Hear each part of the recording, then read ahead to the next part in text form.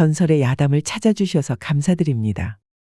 오늘도 흥미롭고 재미난 이야기를 준비하였답니다. 그러면 즐거운 시간 되세요.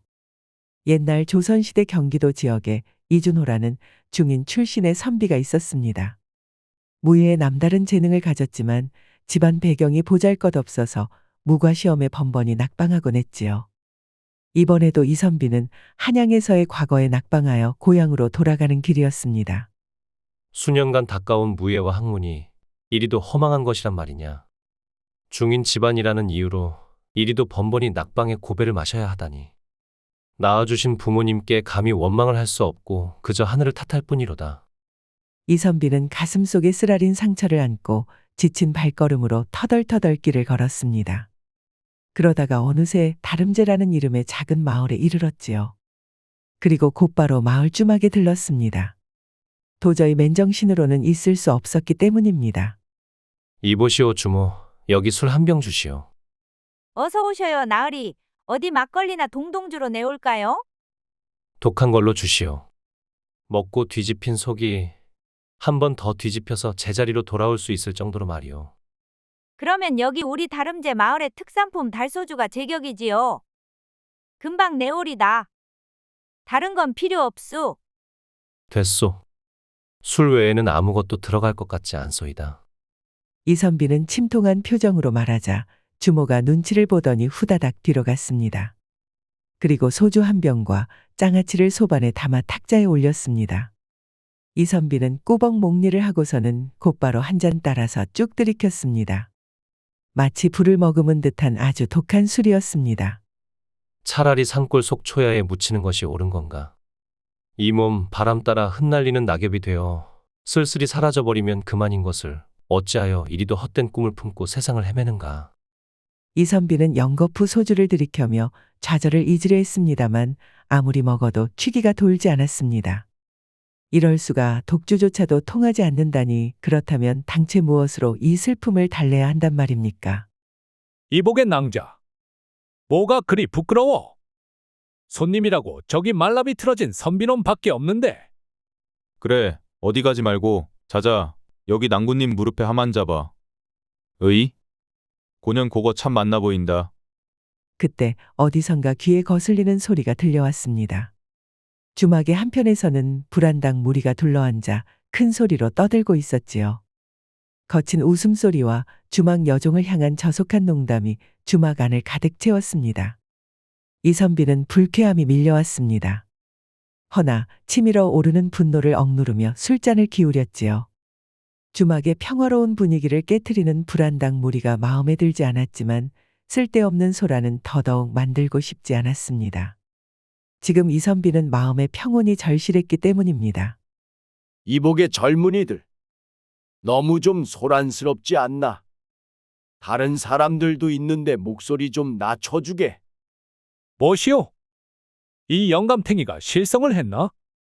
지금 우리한테 한 말이오. 나이를 먹을 만큼 자셨으면 눈치도 좀 있어야지. 어디 봐둔 몇 자리라도 있나 보지? 오늘 장사 한번 치를까? 보다 못한 한 노익장이 건달들에게 정중하게 경고하였습니다. 허나 건달들은 적반하장으로 화를 내며 역정을 냈지요. 급기야 건달 하나가 노익장의 멱살을 잡아챘습니다. 영감탱이 때문에 술맛 배렸으니 이걸 어찌할 거야? 그래, 이 시간에 주막에 죽치고 있는 걸 보니 주머니 꽤나 두둑하건네. 우리 불쌍한 상것들에게 몇 푼 적선 좀 하시지 그러시오? 건달들은 시시덕거리며 노익장에게 돈을 빼앗으려 했습니다. 심지어는 노익장의 뺨을 툭툭 두들기기까지 했는데 어른에 대한 공경은 눈꼽만치도 보이지 않았습니다. 이를 지켜보던 이 선비는 결국 화를 참지 못하였답니다. 이 고얀 놈들, 어디서 이따위 폐륜을 저지르는 것이냐? 논어에 이르기를 어른을 섬김에 있어 공경함이 없으면 짐승과 다를 바가 없다 하였다. 내 놈들은 금수만도 못하구나. 당장 그 손을 떼고 물러서지 못할까? 얼씨구! 이놈은 또 뭐야? 오늘 단체로 실성이라도 한 게냐? 오냐 좋다. 오늘 줄초상을 치러보자. 이 선비는 눈 하나 깜빡이지 않고 당당히 서서 기다렸지요. 건달 하나가 주먹을 크게 휘둘렀습니다. 이에 이선비는 주먹을 휘두른 건달의 팔을 단숨에 잡아채서 힘껏 비틀었습니다. 건달은 새색시 같은 비명을 질러야 했습니다. 그 사이 다른 건달이 이선비를 향해 발차기를 날렸습니다. 이번에 이선비는 팔을 비틀어 붙잡은 건달을 밀어서 앞으로 내세웠죠. 그러자 건달 둘은 서로 뒤엉켜서 바닥에 나동그라졌습니다. 이놈이 기어코 피를 보자는 거구나. 이를 본 나머지 건달이 허리춤에서 큼지막한 박도를 꺼내들었습니다. 그러자 이선비는 눈살을 찌푸리며 허리춤에 찬 부채를 꺼냈지요. 이에 건달은 코웃음을 쳤습니다. 무슨 흉내를 내는 건지는 모르겠는데 넌 오늘 잘못 걸렸다. 잡소리 그만하고 어서 오너라. 이선비의 도발에 건달은 의기양양한 미소를 지우고 인상을 확 구겼습니다. 그리고 괴성을 지르며 박도를 내려쳤습니다. 가히 머리부터 발끝까지 일도양단하려는 듯한 흉흉한 기색의 공격이었지요. 허나 이선비는 펼치지 않은 부채를 가볍게 휘둘러서 박도의 날 옆면을 밀어냈습니다. 완전히 다른 각도로 내리쳐진 박도는 애꿎은 탁자에 깊숙이 박혀버렸습니다. 건달은 당황하며 탁자에 박힌 박도를 뽑기 위해 낑낑거렸습니다. 이선비는 혀를 차며 이를 지켜봤지요. 이놈아, 힘이 이래 없어서야 건달 짓이나 하겠느냐. 이선비는 즉시 부채로 건달의 콧잔등을 정확히 가격했습니다. 예상치 못한 공격에 건달은 비명을 지르며 얼굴을 움켜잡았습니다. 이선비는 여세를 몰아 부채를 반대로 돌려 건달의 목젖을 가볍게 찔렀습니다. 부채의 끝이 건달의 목젖에 명중하자 건달은 숨이 턱 막히며 뒤로 나가 떨어졌습니다. 박도는 손에서 힘없이 떨어졌고 건달은 바닥에 쓰러져 쩔쩔맸지요. 이선비는 부채를 다시 허리춤에 꽂으며 여유롭게 서서 쓰러진 건달들을 내려다보았습니다.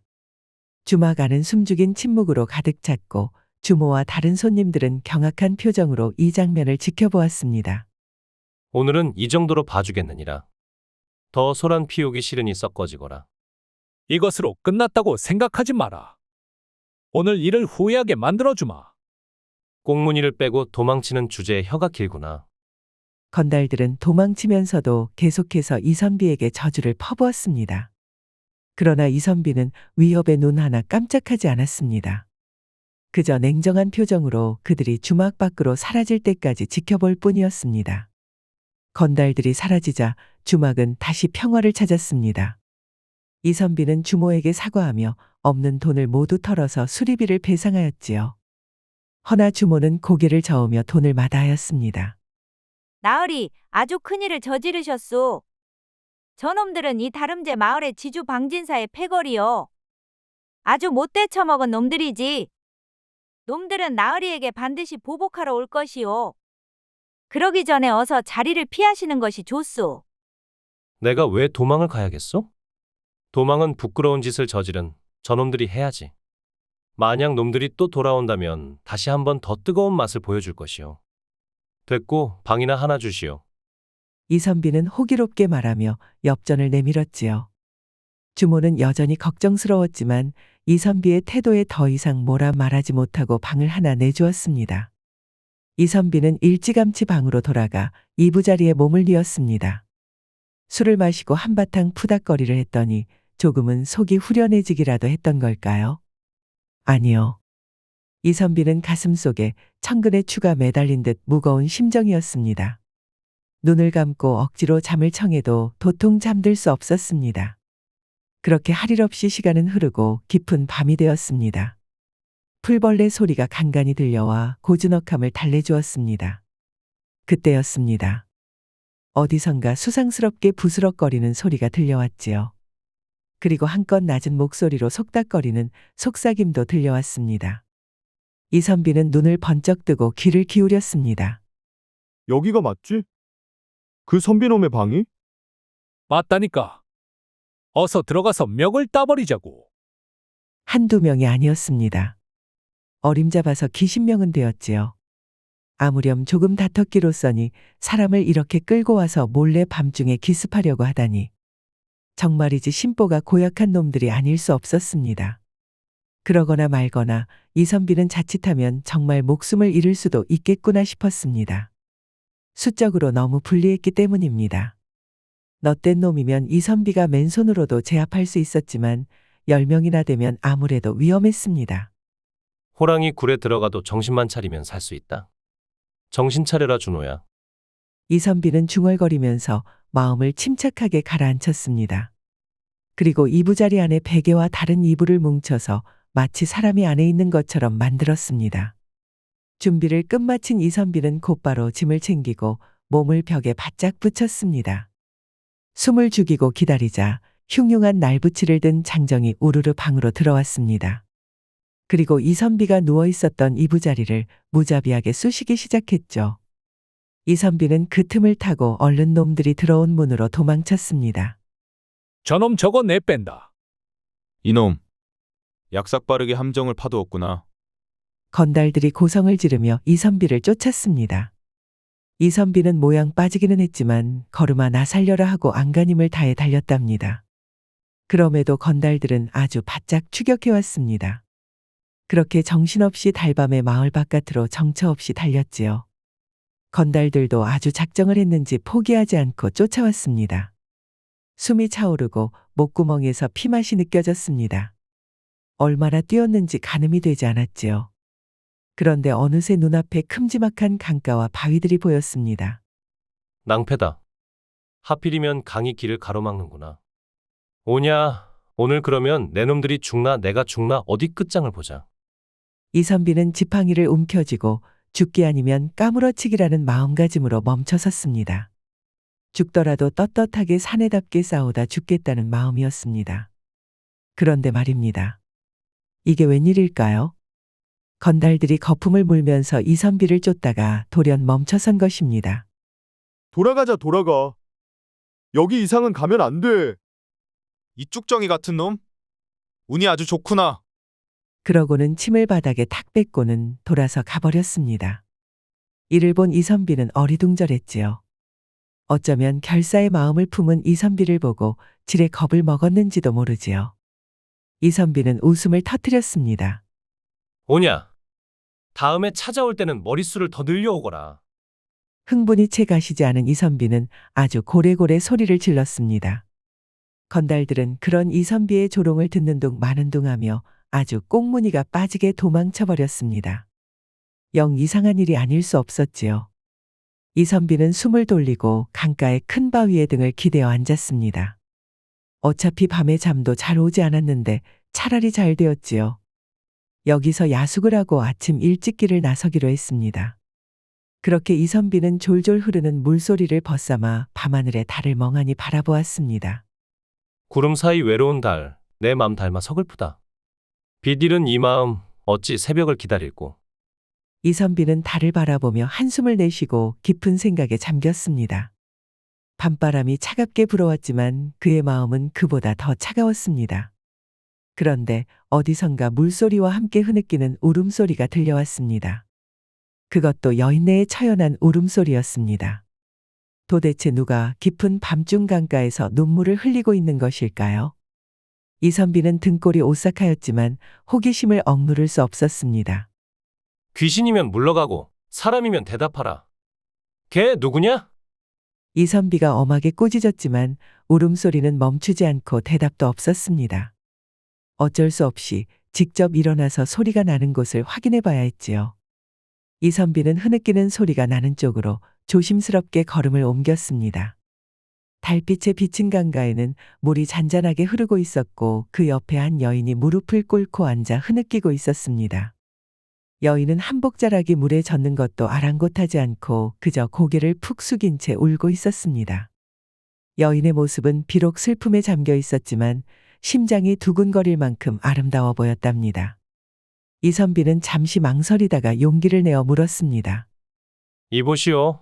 무슨 일로 이 깊은 밤중에 강가에서 이렇게 슬프게 울고 계시오? 사람의 일이라면 내가 돕겠소.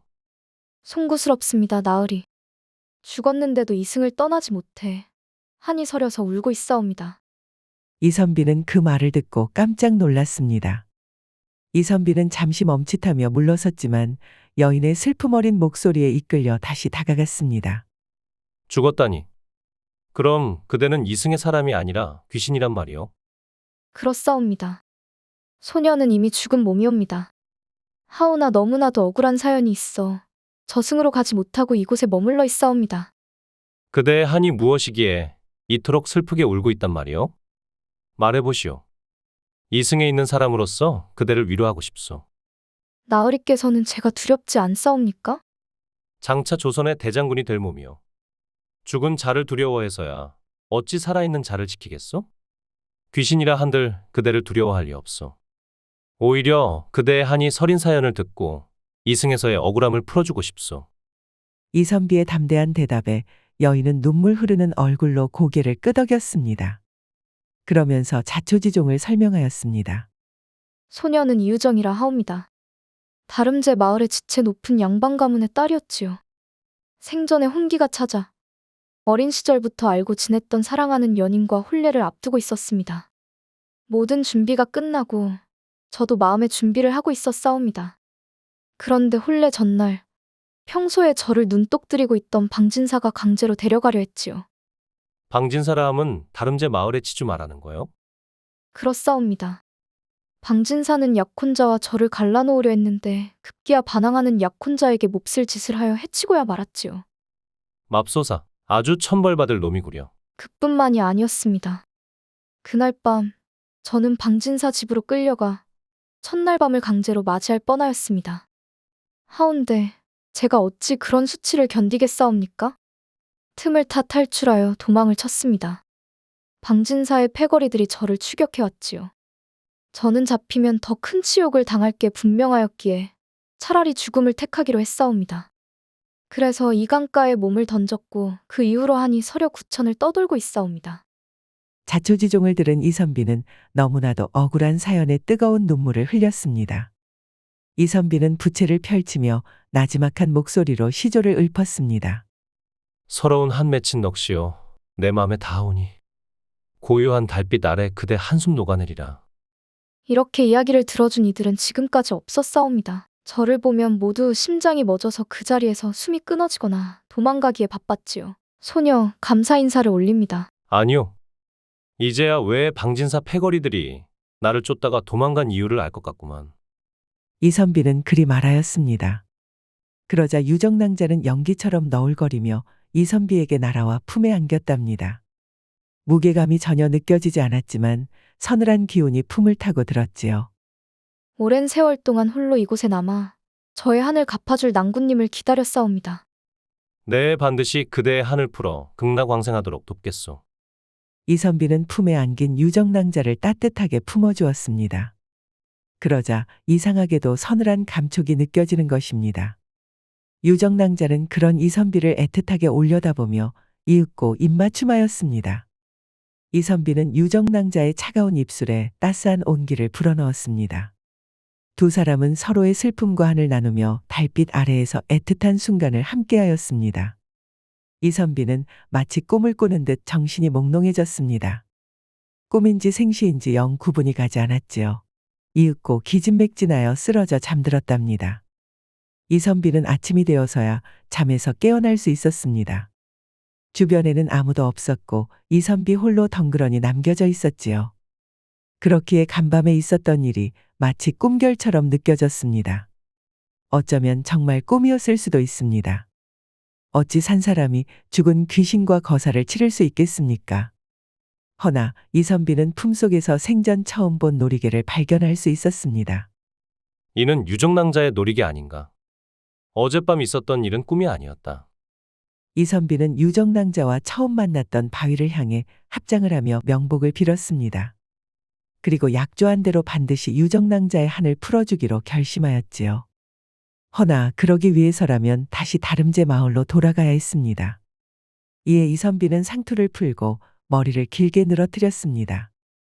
양반된 자로서 틀어올린 상투를 푸는 것은 보통 결심을 하지 않고서야 불가능했지요. 그만큼 이선비는 유정낭자의 한을 풀어주기 위해 무엇이든 할 각오가 되어 있었습니다. 이선비는 쑥대머리를 한 채로 주막으로 돌아갔습니다. 이선비에게 혼쭐이 난 이후로 건달들의 모습은 보이지 않았지요.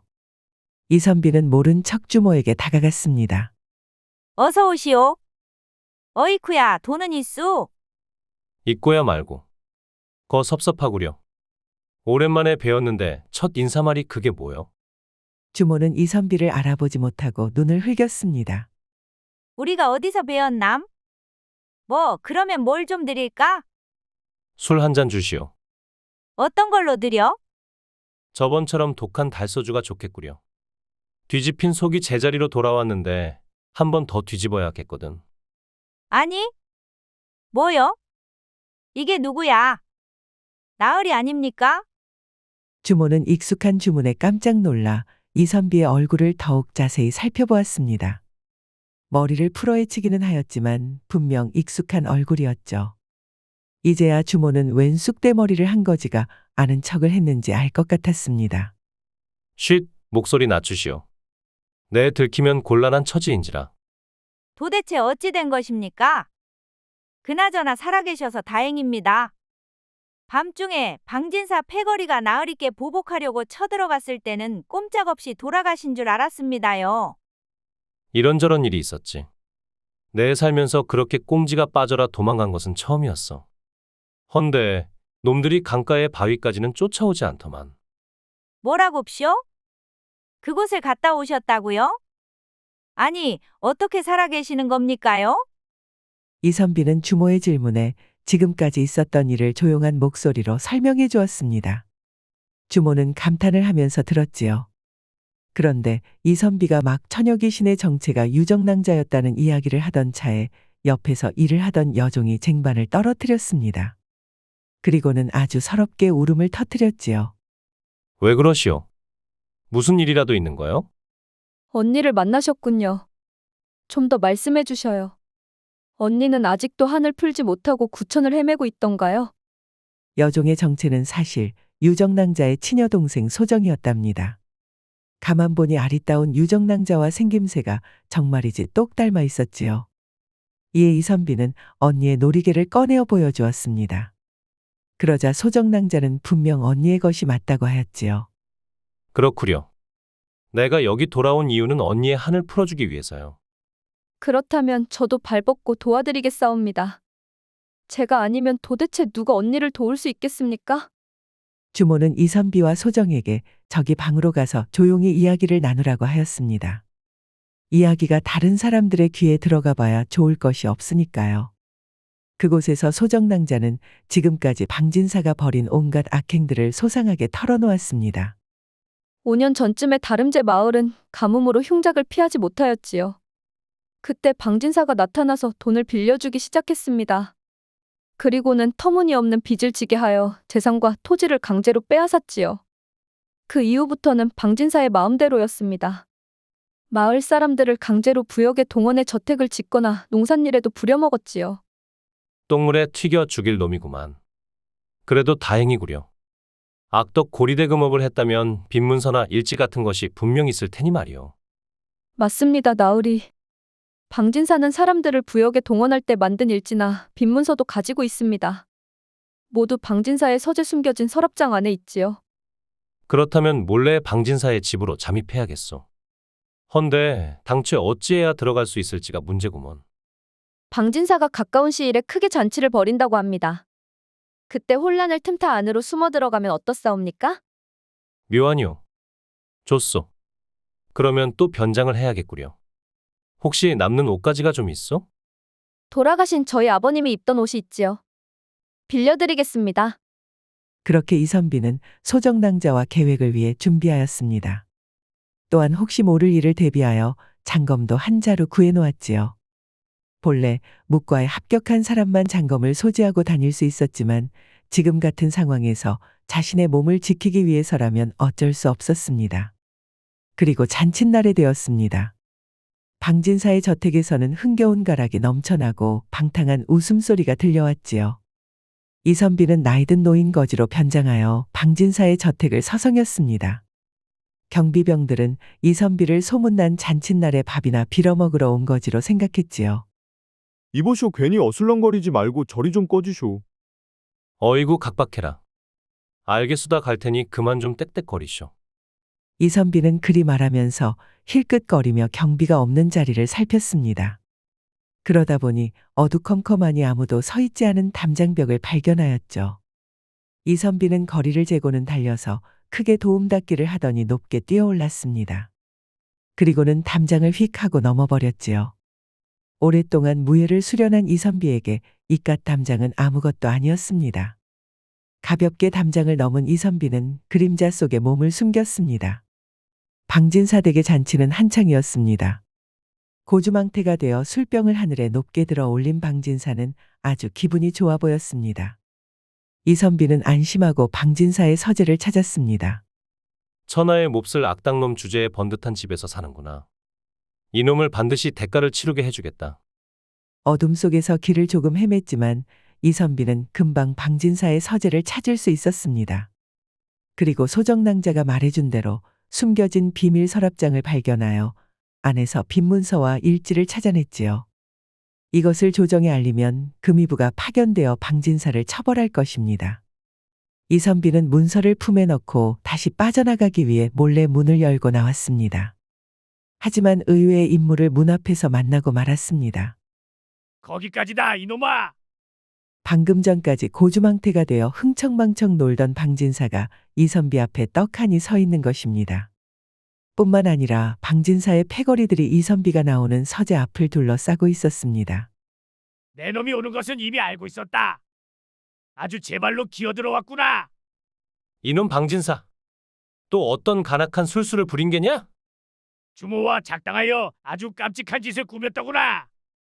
방진사는 그러면서 포박당한 주모와 소정낭자를 끌고 나타났습니다. 그렇습니다. 이미 방진사 일당은 이선비가 몰래 마을에 들어온 것을 눈치채고 주모를 신문하여 함정을 파두었던 것입니다. 이에 이선비는 이를 갈았습니다. 그 더러운 손을 당장 내려놓지 못하겠느냐? 소용없다. 훔친 장부와 일지를 모두 내려놓거라. 그렇지 않으면 이 처자들은 이 세상 사람이 아니게 될 것이다. 이선비는 치밀어 오르는 분노로 손이 부들부들 떨렸습니다. 장부와 일지를 넘긴다 해도 이선비는 물론이고 사로잡힌 인질의 목숨도 장담할 수 없었습니다. 그렇다고 배짱을 부릴 수도 없었습니다. 절체절명의 상황이었지요. 이놈 방진사야. 그렇게 원한다면 내 놈이 직접 가져가거라. 나는 이 자리에서 꼼짝도 하지 않겠다. 이선비는 될 대로 되라는 식으로 버팅겼습니다. 갈 땐 가더라도 순순히 가기 싫은 마음이었지요. 방진사는 그런 이선비의 태도에 낄낄거리며 비웃었습니다. 그리 말하면 내가 겁이 나서 못할 줄 아느냐? 오냐, 그래. 내 손으로 직접 빼앗고 내 놈의 목숨도 끊어주마. 방진사는 그리 말하며 뒷짐을 지고 이선비에게 다가갔습니다. 그리고 품속을 뒤졌지요. 그때였습니다. 방진사가 이선비의 품을 뒤지던 도중 유정낭자가 주었던 놀이개가 푸른 빛을 뿜어내었습니다. 그러더니 갑자기 차가운 바람이 일어나 방진사의 몸을 휘감았습니다. 방진사는 그 찰나에 뒤로 물러서며 눈을 크게 뜨고 몸을 떨었습니다. 이게 도대체 무엇이냐? 무슨 요사스러운 짓이냐 말이다. 그 순간 공포에 질린 방진사의 눈앞에 유정낭자의 귀신이 나타났습니다. 그녀의 얼굴은 창백하고 눈은 푸르게 빛나고 있었지요. 유정낭자는 머리카락을 휘날리며 끔찍한 귀곡성을 내질렀습니다. 그 소리에 방진사는 비명을 지르며 더욱더 뒷걸음질 쳤습니다. 이놈 방진사야. 사랑하는 이의 목숨을 앗아가고 내 순결을 짓밟았으니 그 죄값을 피하지 못하리라. 이승에서 저지른 내 죄악이 너를 물어뜯고 저승에서도 영원히 너를 괴롭히리라.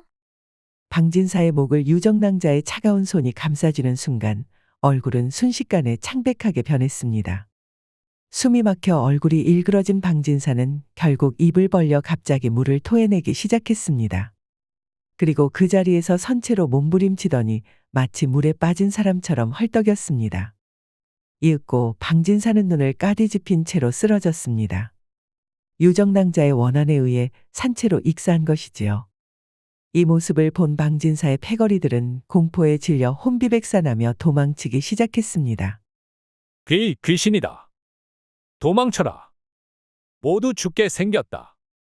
패거리들은 서로를 밀치며 그 자리에서 벗어나려 했고 이선비와 함께 있었던 주모와 소정낭자는 놀란 표정으로 이 모든 광경을 지켜보았습니다. 유정낭자는 방진사의 시신을 내려다보며 이선비에게 마지막으로 미소를 지었습니다. 나으리, 이제 제한이 풀렸사옵니다. 고맙사옵니다. 유정낭자, 이제 마음 편히 저승으로 가시오. 이승에서의 억울함은 모두 씻어졌소.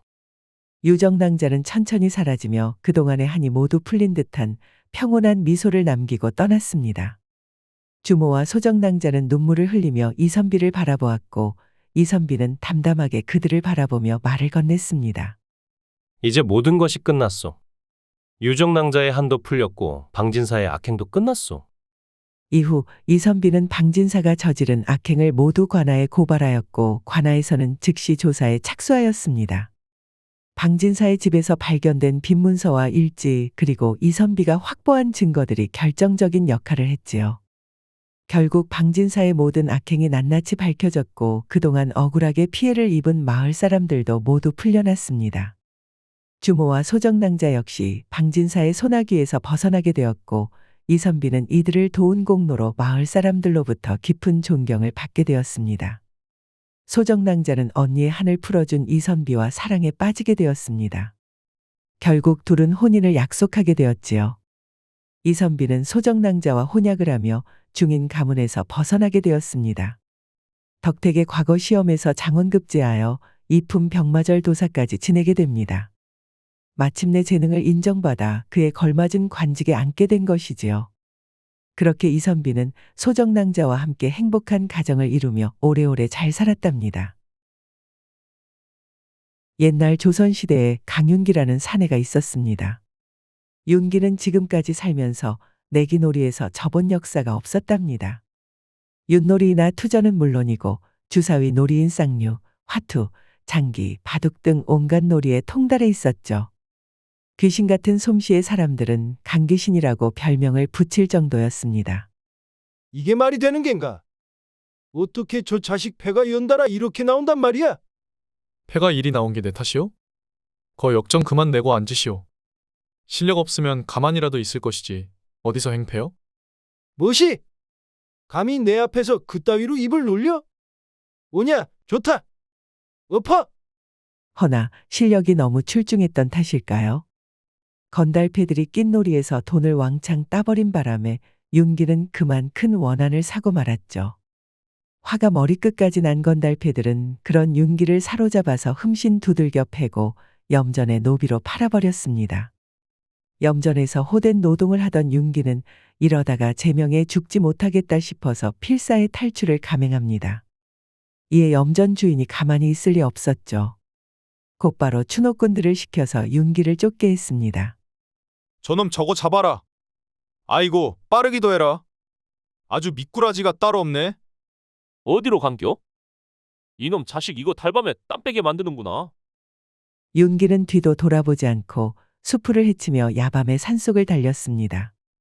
등 뒤에서는 성난 추노꾼들의 욕지걷기와 악다구니가 들려왔습니다. 윤기는 땀을 뻘뻘 흘리면서도 부지런히 발을 움직였습니다. 아이고 이 독한 놈들. 아주 징글징글하구나. 윤기는 벅차오르는 숨을 고르며 주변을 살폈습니다. 널찍한 길이 쭉 뻗은 곳이었는데 탁 트였다 보니 여기서 더 달려봐야 발견되어서 단숨에 따라잡힐 수 있었습니다. 이에 윤기는 큼지막한 나무 뒤로 얼른 몸을 숨겼습니다. 주변에 수풀이 우거져서 잘만 몸을 웅크리고 있으면 감쪽 같을 것 같았습니다. 그러자 얼마 안 있어 성난 추노꾼 넷이 달려왔습니다. 추노꾼들은 각자 활이나 큼지막한 박도 그리고 횃불을 들고 있었습니다. 이상탑 분명 그놈이 여기로 오는 것을 보았는데. 추노꾼들은 쌍심지를 켜고 윤기의 흔적을 찾았습니다. 윤기는 두 손으로 입을 틀어막고 부처님 산신령님, 옥황상제님 하면서 부디 추노꾼들이 못 찾도록 간절히 빌었습니다.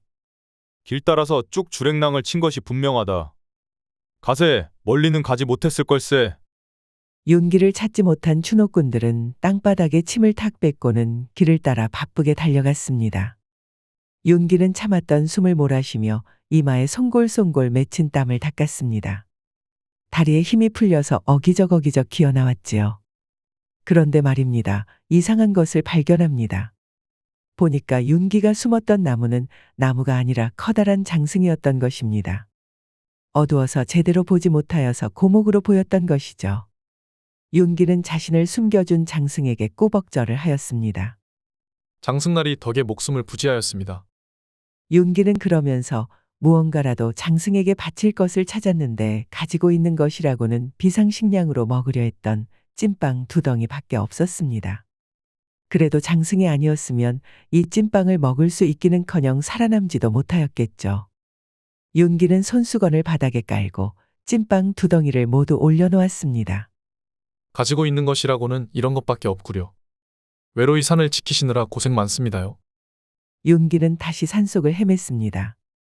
추노꾼들은 윤기가 딴 길로 빠진 것을 알면 다시 돌아올 위험이 있습니다.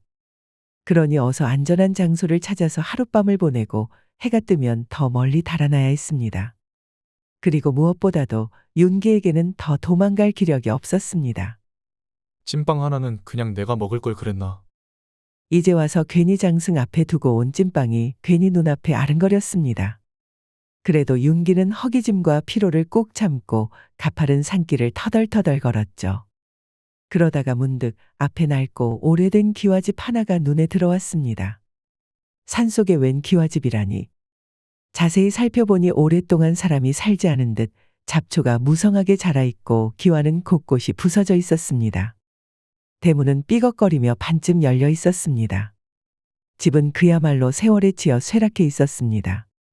옳거니 역시 죽으라는 법은 없구나. 윤기는 고단한 몸을 이끌고 폐가 안으로 들어갔습니다.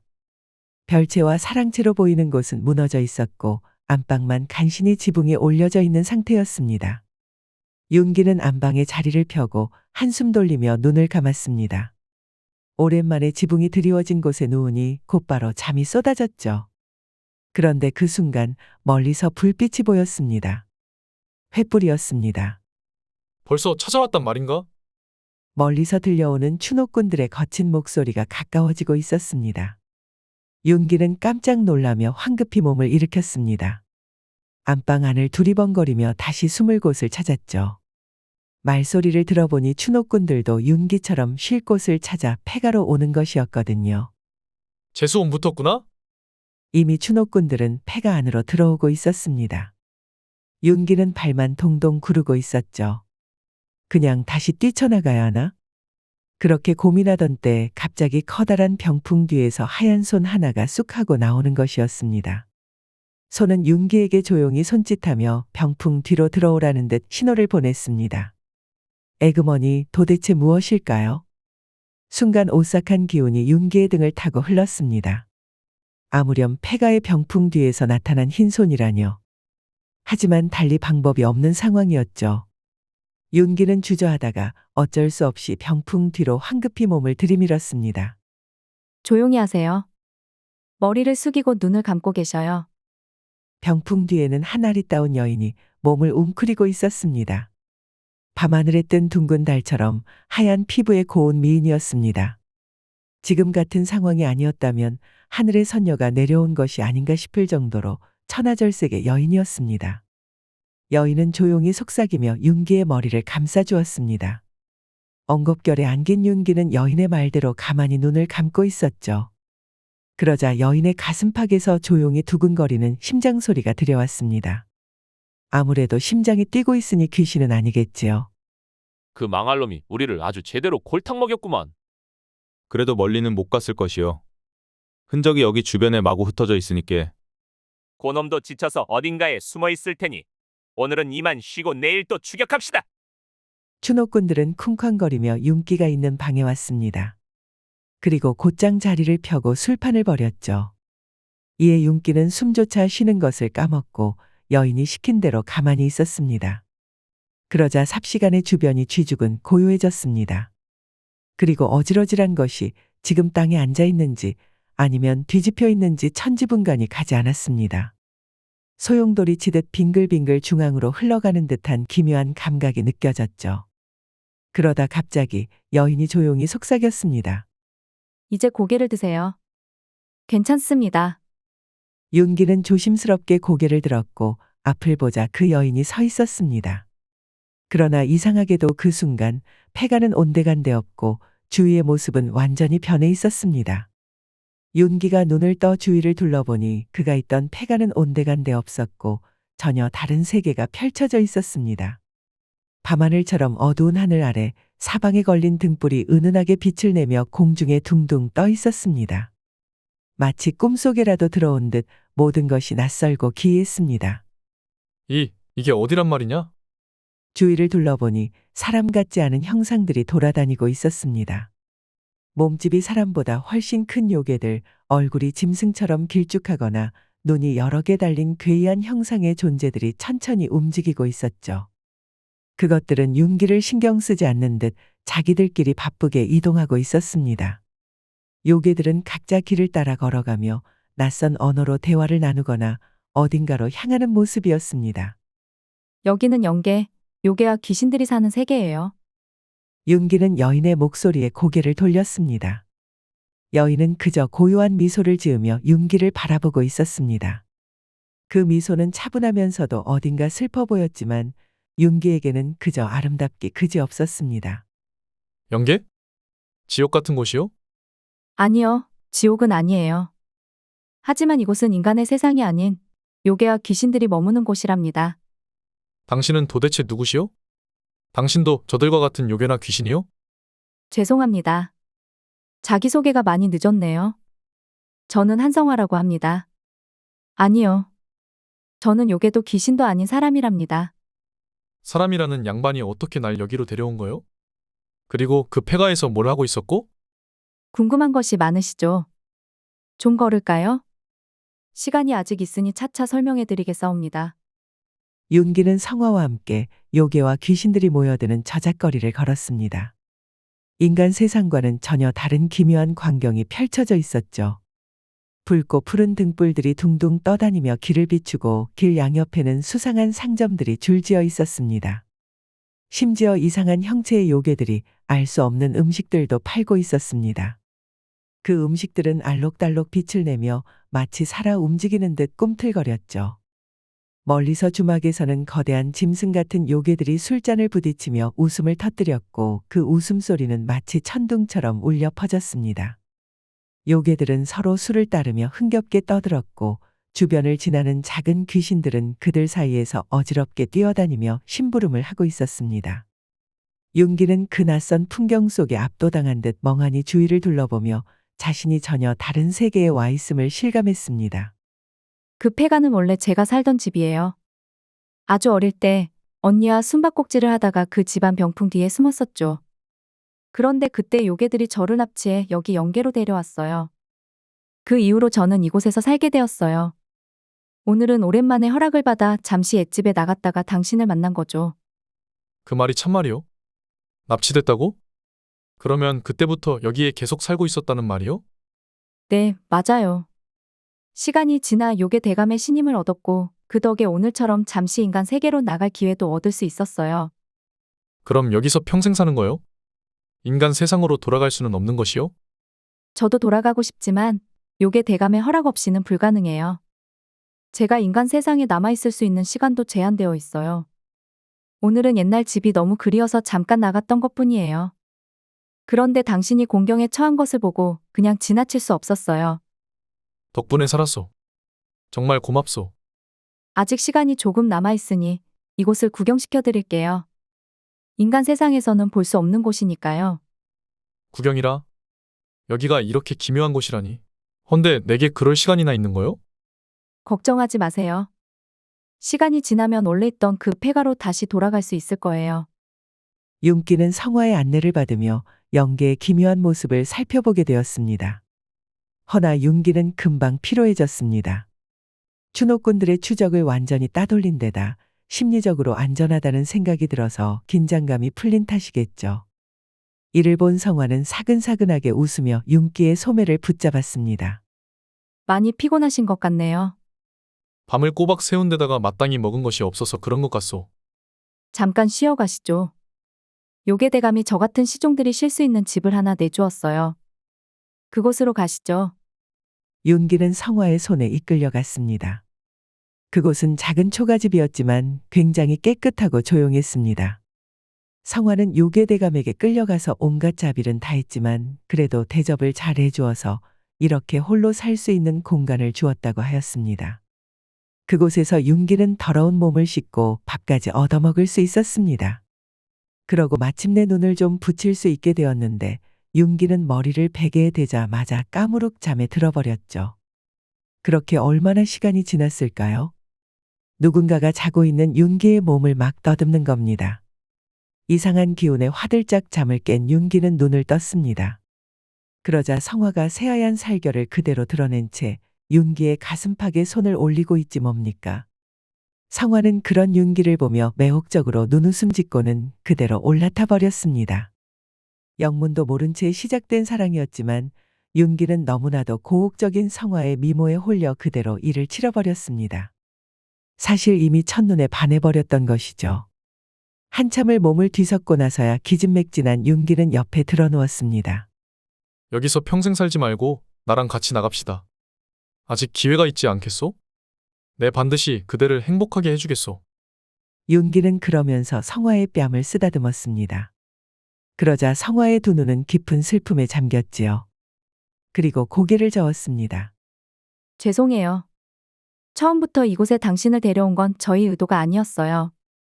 사실 저는 요괴대감의 명을 받고 당신을 이곳으로 유인한 것이었어요. 당신을 그분께 바치기 위해서요. 뭐라? 그게 무슨 말이요? 윤기는 순간 놀라며 몸을 일으켰습니다. 성화는 윤기의 손을 잡으며 떨리는 목소리로 계속해서 말했습니다. 저는 당신을 속였습니다.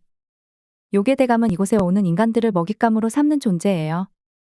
처음부터 당신을 납치해 이곳으로 끌어들인 건 요괴대감의 계획이었어요. 그분의 식탁에 오를 희생양으로 당신을 데려오라는 명을 받았죠. 윤기의 눈이 동그래졌습니다. 성화의 고백은 충격적이었지만 그녀의 표정에는 진심 어린 죄책감이 묻어 있었습니다. 그럼 처음부터 나를 이건 다 계획된 일이었단 말이요? 날 속이려고. 맞아요. 하지만 지금은 당신을 그렇게 내버려 둘 수 없어요. 당신을 이렇게 두면 당신은 요괴대감의 손에 죽을 겁니다. 여기서 당장 떠나야 해요. 시간이 없어요. 하지만 당신은 어찌하려고. 내가 도망치면 그 요괴에게 붙잡혀 큰 고초를 겪을 텐데. 성화는 잠시 말을 잇지 못하다가 결심한 듯 고개를 들고 윤기를 바라보았습니다. 제 운명은 이미 오래전에 결정되었어요. 그러니 괜찮습니다. 당신만은 살아서 이곳을 떠나세요. 윤기는 말을 잃은 채 성화를 바라보았습니다. 성화의 결단이 너무나도 비통하게 느껴졌습니다. 저는 이미 오랫동안 이곳에서 지냈기 때문에 나갈 수 없지만 하루 정도 밖에 지내지 않은 당신이라면 분명 방법이 있을 거예요. 주막에 가서 덩치가 크고 상투를 튼 검은 옷의 남자를 찾아가세요. 그분이라면 도와줄 수 있을 거예요. 윤기는 큰 충격을 받았지만 이는 마지막 기회라고 느껴졌습니다. 이에 비통한 마음을 뒤로하고 집을 나섰습니다. 밖은 여전히 어두컴컴한 밤이었습니다. 윤기는 두려움을 참고 요괴들이 그득한 거리를 지나 성화가 말한 주막으로 향했죠. 그리고 주막에는 덩치가 집채만하고 상투를 튼 데다 턱수염이 거칠게 난 사내가 앉아 있었습니다. 사내는 홀로 탁자에 앉아 쓸쓸하게 술을 마시고 있었습니다. 윤기는 성화에게 받은 엽전을 확인하고 사내에게 다가갔습니다. 안녕하시오. 미안하지만 말씀 좀 묻겠소. 응? 아니, 이게 누구야? 이야. 여기서 내가 자네를 만나는구먼. 나를 아시오? 이복의 날쌔. 그 장승 말이야. 기억 못하나? 자네가 찐빵을 주었지. 그 순간 윤기는 번개가 머리를 내려치는 듯한 느낌을 받았습니다. 설마 그 추노꾼들에게 쫓기다가 고목인 줄 알고 숨었던 그 장승을 말하는 걸까요? 정말 반갑네. 안 그래도 외딴 산의 부임을 받아서 내 거의 100년간 곡물이라는 것을 받아본 적이 없었지. 그러던 차에 자네가 찐빵을 한 덩이도 아니고 2덩이나 올려놓아서 내 정말 고마웠네. 자, 어서 여기 앉게나. 내 술이라도 한 잔 대접하지. 정말 그 장승날이십니까? 아, 그렇다니까. 도대체 어쩐 일로 이 험한 곳에 오게 되었나? 윤기는 지금까지 있었던 일을 상세히 설명해 주었습니다. 이를 잠자코 듣던 장승은 인상을 찌푸리고는 화가 나는 듯 술잔을 거칠게 내려놓았습니다. 자네도 참 골치 아픈 일에 끼었구만. 헌데 내 한마디만 좀 하겠네. 인생 똑바로 살게나. 놀이를 아무리 좋아해도 그렇지. 그걸로 평생 밥 벌어먹고 쫓기다 살 생각이었나? 저도 여기서 나가기만 하면 정신 똑바로 차리고 한번 제대로 살아보려고 했습니다. 그래, 잘 생각했네. 자고로 사람이라면 제대로 땀 흘리고 건실하게 살아야지. 그래서 말인데 여기서 나가야 하는데 말입니다. 마땅히 나가는 방법이 없다고 하더이다. 장승날이 혹시 그 방법을 알고 계시오? 장승은 술잔을 입에 대고 한 모금 들이키며 고개를 저었습니다. 자네도 참. 내가 아무리 장승이라지만 이곳 영계에서 내 맘대로 할 수 있겠나? 법도라는 것이 있어서 아무리 내가 자네에게 빚을 졌다 한들 마음대로 내보내줄 순 없네. 그러면 대체 어찌해야 한단 말이오? 그건 저기 판관들이 할 수 있는 일이야. 그치들이 허락해야만 이곳을 벗어날 수 있지. 하지만 이게 좀 문제가 있네. 그놈들이 워낙 절차를 귀찮고 복잡하게 해서 시간이 너무 오래 걸려. 그리고 여기는 지상의 시간과 다르게 흘러가서 괜히 시간만 낭비하다가는 꼼짝없이 갇히게 될 거야. 그게 정말입니까? 이거 큰일 난 거 아닙니까? 다른 방법은 없는 거요? 장승은 의미심장하게 웃으며 술잔을 내려놓았습니다. 헌데 놈들은 노름판을 좋아하는 자들이거든. 설득할 필요 없어. 가서 승부를 보자고만 하면 바로 좋아할 걸세. 아주 신이 나서 하자고 될 거야. 그러면 자네가 하는 걸로 승부를 보면 되는 게지. 하지만 걸 것이 없는데 무엇을 걸고 싸워야 하오? 장승은 이빨을 드러내며 씩 웃더니 윤기의 어깨를 힘껏 쳤습니다. 걸 게 없긴 뭘 걸어. 자네 자신을 걸면 되는 거지. 자네 같은 인간은 요괴들에겐 정말 귀한 먹거리야. 그놈들 눈깔이 뒤집힐 걸세. 윤기는 장승의 말에 잠시 멈칫했지만 이내 껄껄 웃어대며 술잔을 들었습니다. 뭐 생애 마지막 승부놀이라 생각하면 되겠구려. 무엇보다 내 특기니까 말이오. 인간 세계에서나 이곳에서나 매한가지겠지. 역시 진짜 상남자로구만. 그대라면 해낼 수 있을 거라 믿어. 건승을 빌겠네. 장승과 윤기는 서로 잔을 들고 건배하듯 술을 마셨습니다. 그리고 윤기는 장승이 말해준 요괴 판관들이 있는 관아로 갔습니다. 관아에 도착하니 관복을 차려입은 요괴 셋이 큼지막한 탁자에 둘러앉아 골패놀이를 하고 있었습니다. 윤기가 왔지만 눈짓 하나 주지 않았지요. 윤기는 심장이 쿵쾅거렸지만 떨리는 마음을 가라앉히고 당당하게 다가갔습니다. 나리님들 골패놀이 중이요? 나도 좀 깁시다. 제법 당돌한 인간놈이구나. 그래, 우리들이야 환영이지. 헌데 꼬라지를 보아하니 돈은 없어 보이고 뭐 걸고는 있나? 나를 걸겠소. 요괴 판관들은 술을 마시다가 깔깔대며 웃어댔습니다. 이거 재밌건. 인간이 스스로를 걸겠다니 대담하긴 하네. 좋다. 어디 한번 해보자. 이봐, 김찬판. 그 무거운 궁뎅이 좀 치워서 자리 만들어봐. 윤기는 만들어진 자리에 앉아 골패 패를 받았습니다. 요괴들은 그런 윤기를 보면서 가소롭다는 듯 큼지막한 송곳니를 드러내며 웃음을 지었습니다.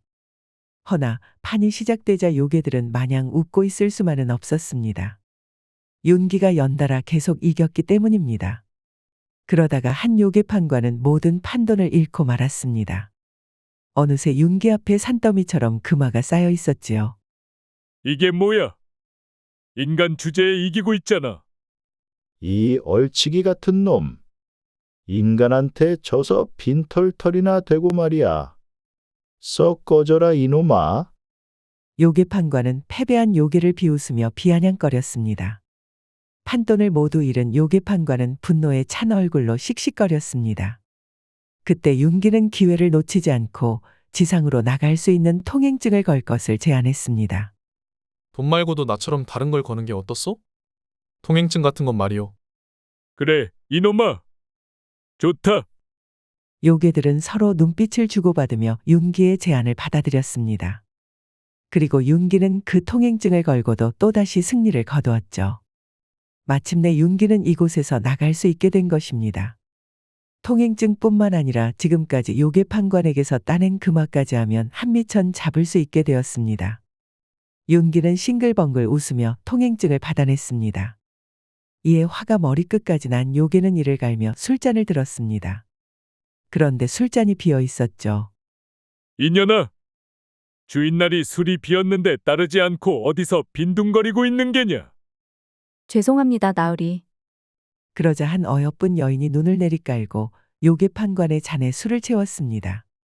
윤기는 무심코 그 여인의 얼굴을 살펴보았는데 이럴 수가 너무나도 친숙한 얼굴이었습니다. 다름 아닌 성화였던 것입니다. 성화도 윤기를 보고 놀랐지만 입을 앙다물고 모른 척했습니다. 그렇다면 성화를 납치한 요괴대감이라는 작자는 바로 이 판관들이었던 것이죠. 윤기는 들고 있는 통행증을 보다가 눈을 질끈 감았습니다. 지금이라도 당장 이곳을 나갈 수 있었지만 성화를 본 이상 그럴 수 없었습니다. 이보시오. 이대로 그냥 갈까요? 재미없게 남자가 여기서 그만두는 거요? 이놈 보게. 오냐 그래. 내 성미에 지기만 할 수는 없지. 좋다. 그러면 나는 인연을 걸겠다. 오라, 좋다. 함 제대로 놀아보자꾸나. 윤기의 도발에 눈이 뒤집힌 요괴판관은 성화를 판돈에 올렸습니다. 윤기는 아주 제대로 걸렸다고 생각했습니다. 다시 패가 돌았습니다. 그런데 이번에는 상황이 달랐습니다.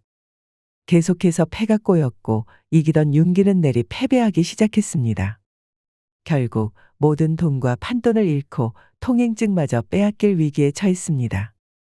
이제 윤기에게는 처음과 마찬가지로 남은 것은 자신의 목숨뿐이었죠. 요괴들은 킬킬 웃으며 윤기를 조롱했습니다. 이제 걸만한 게 목숨밖에 없구만. 이제 좀 정신이 드나? 이야, 오늘 오랜만에 인간 고기를 맛보겠구나. 군침 도니까 어서 패 돌려보게. 그때 윤기는 요괴들이 무언가 이상하다는 것을 느꼈습니다. 패가 실시간으로 바뀌고 있었습니다. 손에 쥐고 있던 골패는 분명 2개의 6이 나와서 쌍육이었는데 눈을 깜빡이는 순간 하나는 3, 하나는 1로 바뀌어 있었습니다. 귀신이 고칼 노릇이구나. 이게 무슨 일이냐? 요괴 판관들은 요술을 써서 윤기를 속이고 있었던 것이었죠.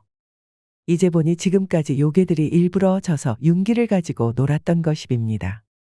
낭패였습니다. 완전히 감쪽같이 교활한 요괴들에게 속아 넘어갔던 것이죠. 그때 주막 문이 쾅 하고 열리며 거대한 그림자가 들어섰습니다. 윤기가 주막에서 봤던 그 장승이었죠. 집채만 한 덩치의 무성한 턱수염, 그 위엄은 요괴들이 쳐다보지도 못할 정도였습니다. 요괴 판관들은 장승이 들어서자마자 얼굴이 사색이 되어 서로 눈빛을 주고받으며 쫄아붙었습니다. 뭐야, 오늘도 골패나 하고 있나? 어디, 재미 좀 보고 있는 거냐? 장승날이. 여기 웬일입니까? 그냥 저희끼리 잠시 놀고 있었습니다. 그럼요. 별일 없었습니다. 나리도 잘 끼시겠습니까? 요괴 판관들은 갑자기 나타난 장승에게 진땀을 삐질삐질 흘리면서 변명했습니다. 기묘한 광경이었죠. 장승은 부리부리한 눈으로 골패판을 쓱 훑어보더니 팔짱을 끼웠습니다. 됐네. 나는 놀이는 영 재주가 없거든. 대신 구경이나 합세. 그런데 말이야. 혹여 내가 보고 있는데 쓰잘데기 없는 짓은 안 하겠지?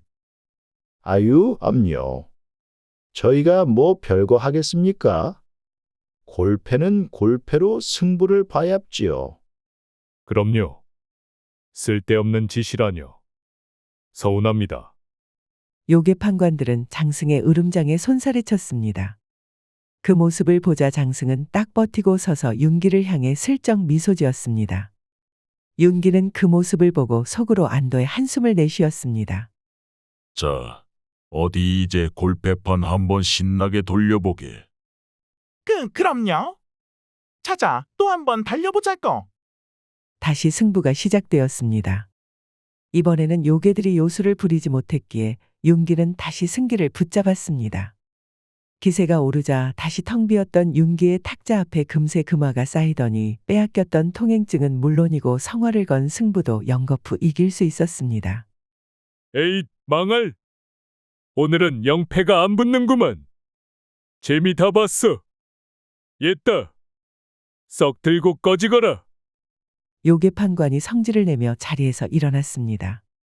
분하지만 윤기의 골패 실력은 정말 요괴들도 두 손 두 발 다 들 정도로 출중했습니다. 윤기는 씩 웃으면서 통행증과 금화 그리고 성화를 데리고 나올 수 있었습니다. 당당하게 밖으로 나오자 장승도 따라 나왔습니다. 그러면서 윤기를 향해 빙긋 웃었습니다. 이번 골패를 마지막으로 놀이는 그만 끝내도록 하게. 아무렴요. 이젠 놀이는 쳐다도 안 볼 겁니다. 잘 생각했네. 그러면 어서 여기서 나가지. 윤기는 장승의 인도에 따라 다시 밖으로 현실 세계로 돌아올 수 있었습니다. 마침내 자유가 된 성화는 눈물을 흘리면서 윤기와 장승에게 감사 인사를 하였습니다. 다시 현실로 돌아와 보니 시간은 꽤 흘러 있었습니다.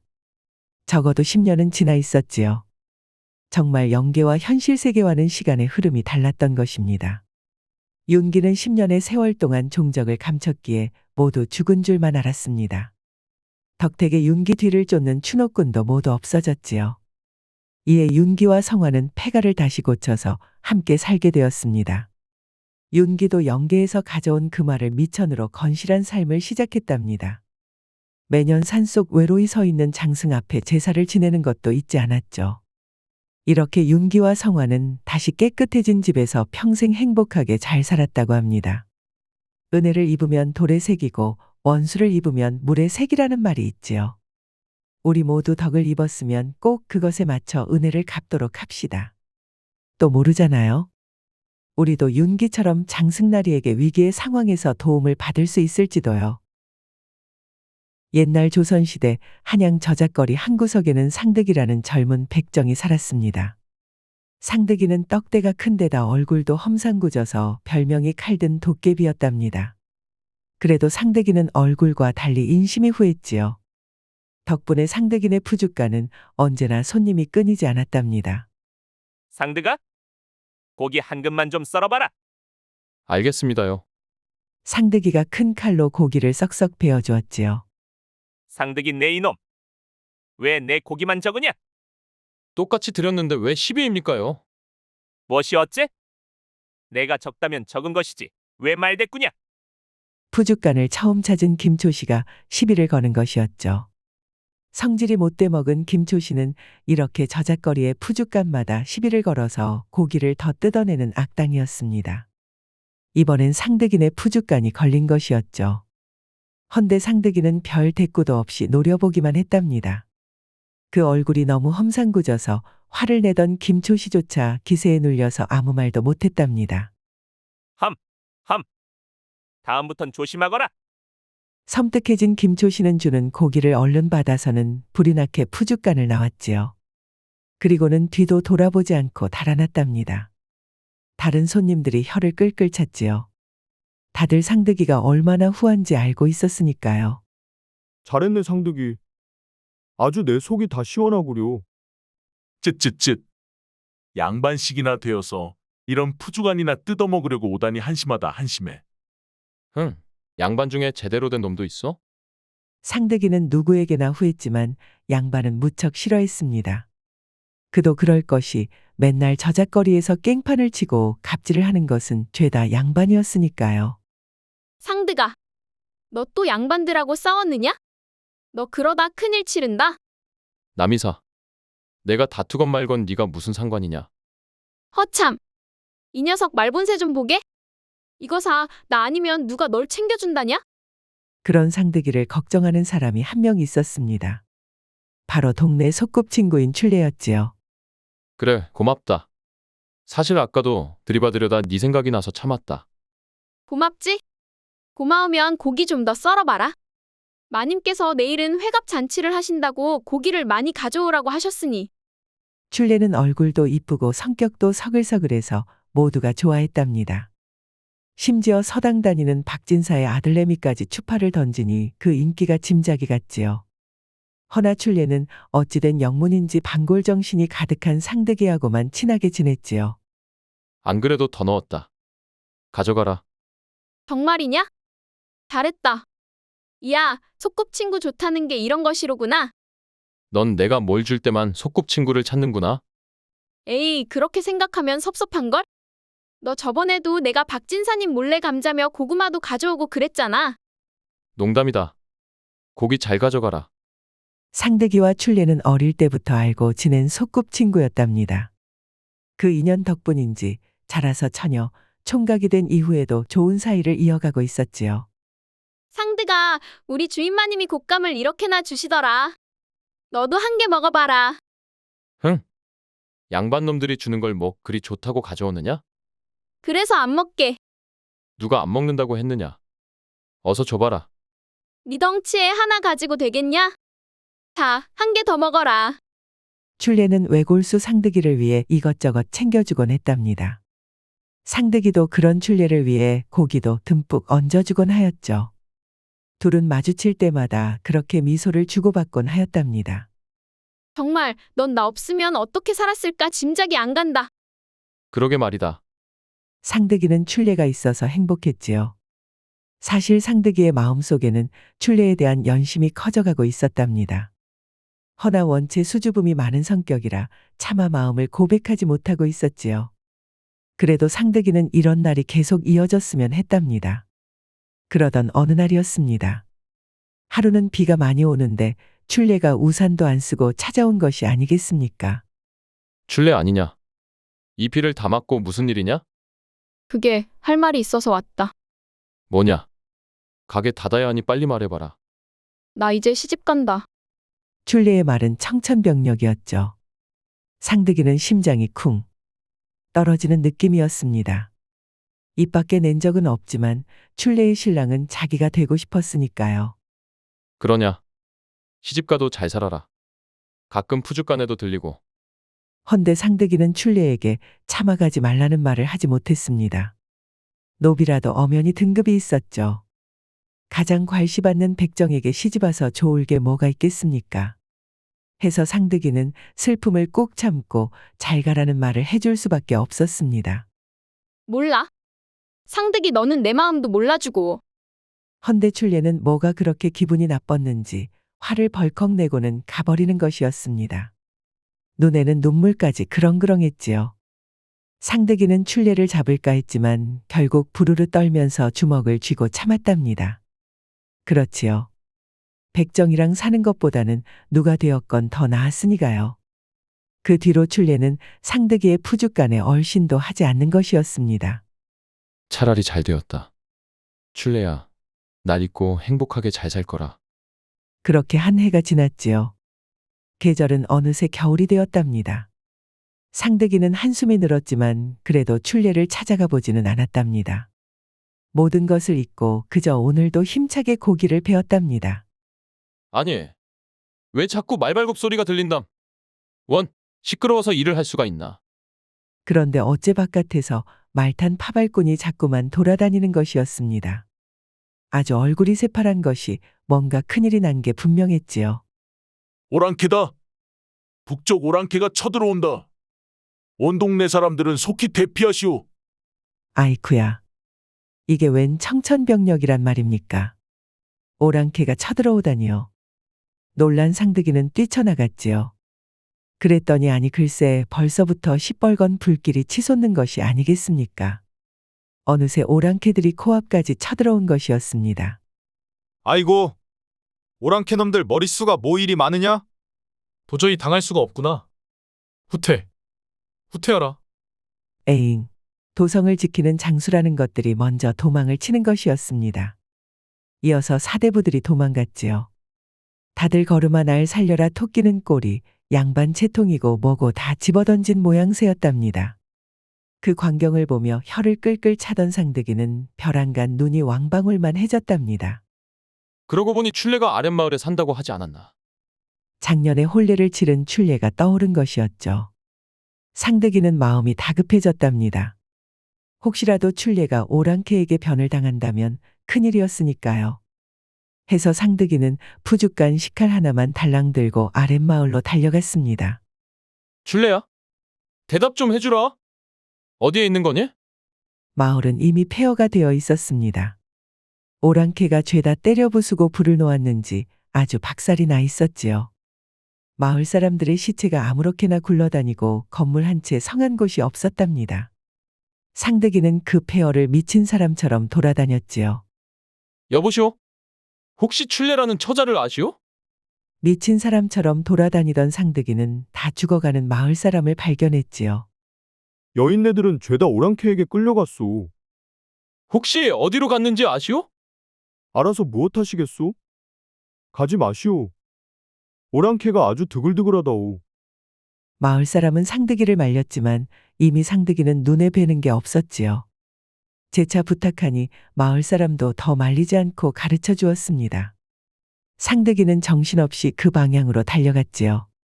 그렇게 마을을 벗어나 한참을 달려가니 근처 언덕에 오랑캐들의 진지가 있었답니다. 이놈들! 출래를 내놓거라. 응? 이 조선놈이 실성한 것이냐? 다짜고짜 뭘 내놓으라니. 머리가 돌아버렸구나. 여러 소리 말고 니들이 오늘 잡아간 여인들 어디에 있느냐?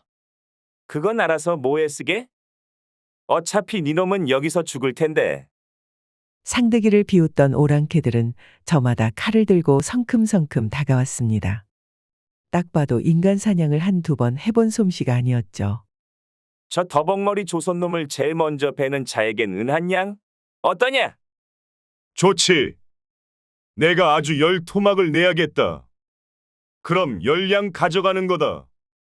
오랑캐들은 지들끼리 아주 웃고 난리도 아니었습니다.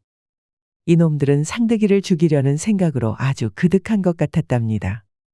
더 참지 못한 상득이는 푸죽간 식칼을 휘두르며 맞섰지요. 못된 오랑캐 놈들아. 조선 땅이 니들 놀이터라도 되느냐? 아니 될 게 뭐 있겠느냐? 니놈도 싸게 저승으로 가거라. 오랑캐가 힘차게 휘두른 칼을 상득이의 푸죽칼이 턱 하고 막았지요.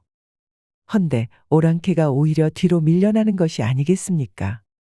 아니 이놈이 산삼뿌리를 먹었나? 힘이 뭐 이리 세다냐? 상득이는 그 틈을 노려 오랑캐 머리통을 날려버렸지요.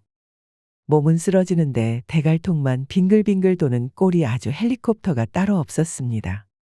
참 조선에는 헬리콥터가 없지요. 어쨌든 상득이는 눈에 뵈는 게 없었습니다. 단숨에 오랑캐 사이로 뛰어들어가서는 푸주칼을 휘둘러 죄다 베어버렸지요. 오랑캐 팔, 다리, 머리가 하늘을 날았습니다. 어느새 오랑캐들은 죄다 쓰러지고 헉헉 숨을 몰아쉬는 상득이만 남았답니다. 출래야? 어디 있든 꼭 찾을게. 이 상득이를 널 볼 때까지 멈추지 않으련다. 상득이는 오랑캐 진영을 샅샅이 뒤졌지요. 아니나 다를까 진영 뒤편에 포로로 잡혀온 아녀자들이 잔뜩 있는 것이었습니다. 여인들은 오랑캐들에게 희롱당할까 두려워 울고불고 난리도 아니었죠. 상득이는 철창을 열어 여인네들을 전부 풀어주었답니다. 혹시 출래를 보지 못했어? 분명 같이 끌려왔을 터인데 도통 보이지 않는구려. 상득이가 찾아 헤매이니 마을 사람 하나가 출례를 알고 있었지요. 미색이 출중한 여인네만 따로 모아서 더 큰 진영으로 끌고 갔다는 것이었습니다. 상득이의 눈에 불꽃이 튀었지요. 고맙소. 그럼 잘 가시오. 아니, 자넨 어딜 가려고 하는가? 더 큰 진영에 찾으러 가야 하지 않겠소? 그리고는 더 만류할 사이도 없이 달리기 시작하였습니다. 추운 벌판을 외로이 달렸지요. 그렇게 꼬박 하루를 가니 아주 넓은 벌판이 나타났지요. 한양과 평양 사이에 펼쳐진 재령평야였습니다. 그 드넓은 벌판 한가운데에 오랑캐들이 모여든 진지가 보였지요. 올 거니. 저기로구나. 그나저나 참 많이도 모였다. 상득이는 침을 탁 뱉었습니다. 오랑캐 놈들이 조선이 아주 제집이냥 큼지막한 진지를 턱하니 만들어둔 것이었죠. 그 꼴을 보니 속이 뒤틀리는 것 같았습니다. 허나 오랑캐는 못해도 수천이요, 상득이는 꼴랑 한 명이었죠. 냅다 쳐들어갔다간 화살의 고슴도치 꼴이 될 것이 자명했습니다. 죽는 건 무섭지 않지만 허무하게 죽을 수 없지. 오랑캐를 한 명이라도 더 데려가려면 멍청하게 행동하면 안 됐습니다. 해서 상득이는 밤이 올 때까지 기다리기로 했지요. 벌판에 어둠이 내리자 상득이는 오랑캐의 진영으로 향했습니다. 발소리를 죽이고 살금살금 걷다가 보초가 나타나면 한 칼에 보내버렸지요. 그렇게 진지의 코앞까지 갔을 때였습니다. 응? 저 사람들은 조선군 같은데? 오랑캐 진지 가까이의 바위그늘 아래에 100명 남짓한 사람들이 숨어 있는 게 아니겠습니까? 상득이가 보아하니 도망치지 않은 조선군 패잔병들 같았지요.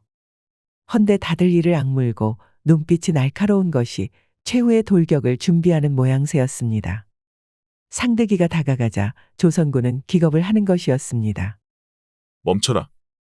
대체 누구길래 우리 뒤를 따라오느냐? 댁들이랑 다를 바 없는 사람이요. 죽을 자리를 찾아서 왔수다. 상득이의 말에 조선군은 깜짝 놀랐습니다. 일단 조선말을 쓰는 조선의 백성이라는 것에서 놀랐고 혼자서 오랑캐 진지까지 온 그 대범함에 2번 놀랐지요. 혼자서 저 많은 오랑캐를 어쩌려고 여기 온 것이오? 계속 죽이다 보면 끝이 나지 않겠어? 허참. 우리도 무모하지만 그대는 정말 제정신이 아니구려. 이 패잔병들은 평양감사 이덕춘 대감의 사병들이었죠.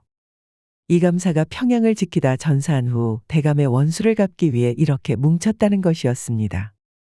양반이라면 질색을 하는 상득이는 혀를 끌끌 찼습니다. 거참, 모시던 양반이 죽었다고 따라 죽으라는 법도 있어?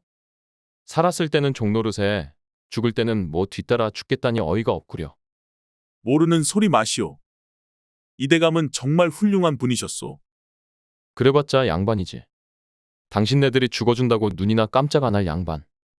패잔병들은 얼굴이 불그락푸르락 하는 것이었죠. 금세라도 한판 벌어지려는데 뒤에서 웬 처자가 나타나 말리는 것이었습니다.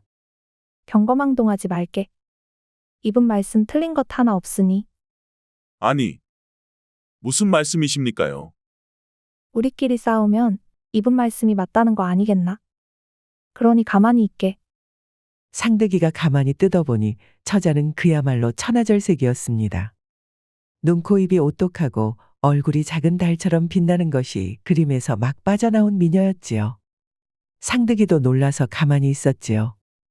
하기사 백정 주제에 이런 미녀를 어디서 보겠습니까?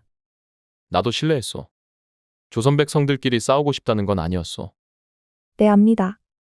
혼자서 여기까지 온 호걸께서 왜 아니 그렇겠습니까? 말에도 기품이 있는 것이 보통이 아니었죠. 처자는 본인을 간단하게 해수라고만 소개했답니다. 뭔가 사연이 있는 처자 같았지만 상득이는 더 묻지 않았습니다. 저희는 공연히 죽고 싶어서 온 것이 아닙니다. 오랑캐들에게 붙잡힌 백성들이 너무 많아요. 이들을 구하려고 온 것입니다. 사실 나도 그렇다오. 구할 사람이 있어. 그렇다면 잘 되었군요. 어떻습니까? 호걸께서도 함께 가시지 않겠습니까? 상득이는 골똘히 생각에 잠겼습니다. 저 많은 오랑캐들을 혼자 상대한다는 것은 무리였죠. 해서 죽일 수 있을 만큼 죽이고 죽겠다는 각오로 왔던 것이었습니다. 그런데 여기 있는 사람들과 힘을 합한다면 100에 하나라도 승산이 있지 않겠습니까? 출례를 구하려면 사실상 이 길뿐이었지요. 줬어. 헌데 내 발목을 잡았다간 가만두지 않을 테니 각오하시오. 어차피 죽으러 가는 마당에 겁날 게 뭐 있습니까? 허나 호걸의 발목을 잡지는 않을 것입니다. 해수의 담력도 보통이 아니었죠. 무시무시한 상득이가 노려보는데도 자기 할 말을 다 했으니까요. 하여 상득이도 더는 말하지 않고 오랑캐 진지로 향했답니다. 진지에는 오랑캐들이 잔뜩 있었지요. 여기저기 화토불을 피워놓고는 신나게 잔치를 벌이고 있었습니다. 조선에서 약탈한 재물들을 그득히 쌓고 술과 고기를 신나게 뜯었지요. 그렇게 신나게 부어라 마셔라 하니 골아 떨어지지 않고 배기겠습니까?